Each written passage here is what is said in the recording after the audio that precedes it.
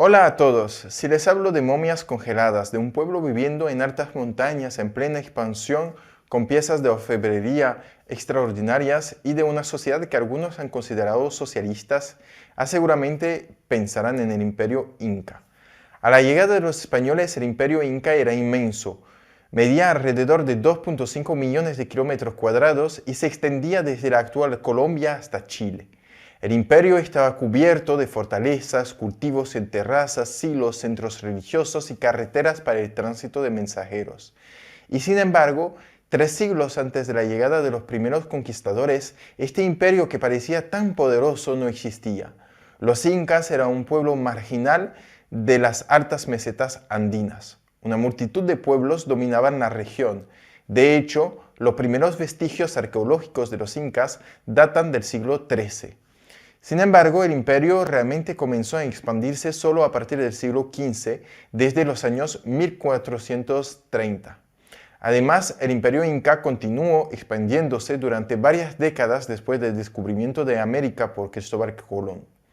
Los españoles desembarcaron por primera vez en las Antillas en 1492 bajo el reinado del emperador inca Tupac Yupanqui, quien fue reemplazado en 1493 por Huayna Cápac, y este último fue reemplazado en 1527 por Huáscar y en 1532 por el 13º y último emperador inca que gobernó sobre todas las tierras del imperio, Atahualpa.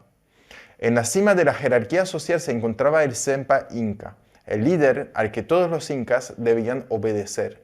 Compartía parte de sus poderes con el Huilac Humu, el principal sacerdote del imperio. El príncipe heredero, el Jauki, era elegido entre los hijos del emperador y debía reemplazarlo en caso de su muerte.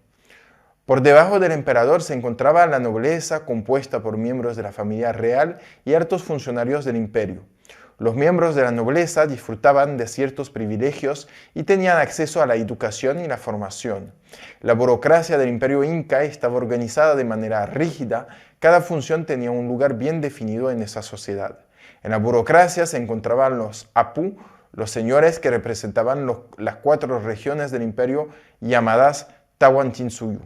Los apu debían aconsejar al emperador y también los nobles ocupaban los puestos de tucricuc o gobernadores de provincia, quienes aseguraban la representación del soberano ante las poblaciones locales y supervisaban los trabajos públicos, la recolección de los bienes producidos por el sistema de la mita, así como el mantenimiento del orden inca. Existían también los Quipu Camayoc, especializados en la gestión minuciosa de las entradas y salidas de los depósitos del Estado con ayuda de cordeles con nudos. Llevaban también un registro de los corveables por provincia, eliminaban a los difuntos, los ancianos y los enfermos de sus registros y añadían cada año los jóvenes que llegaban a la edad adulta.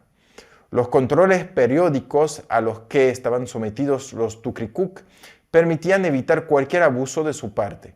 Los funcionarios del Estado debían servirse en los depósitos que gestionaban, pero no podían recibir servicios personales de parte de sus administrados.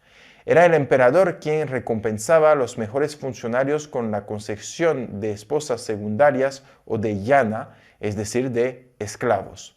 Por debajo de la nobleza se encontraban los ayú, comunidades agrícolas dirigidas por jefes locales llamados curacas. Los curacas dirigían los miembros del clan y la célula productiva de base que era el ayú. Los ayús eran las comunidades básicas del imperio. Agrupaban varias familias que dependían del curacá, quien poseía una parte de las tierras del ayú que los campesinos debían cultivar en su nombre.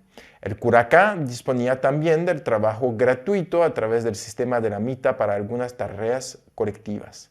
Este servilismo duraba entre 3 meses y 1 año. El curacá debía compensar su estatuto con su generosidad hacia sus obligados. En caso de hambruna, por ejemplo, debía intervenir. Si un miembro de la comunidad ya no podía trabajar, debía encontrar una solución. Finalmente, en la parte inferior de la escala social se encontraban los yanacunas, o esclavos capturados durante las guerras o nacidos de una madre esclava, quienes trabajaban principalmente en las minas, campos y construcciones públicas. Además se encontraban las akshas, las niñas elegidas por el emperador para ir a los monasterios del sol.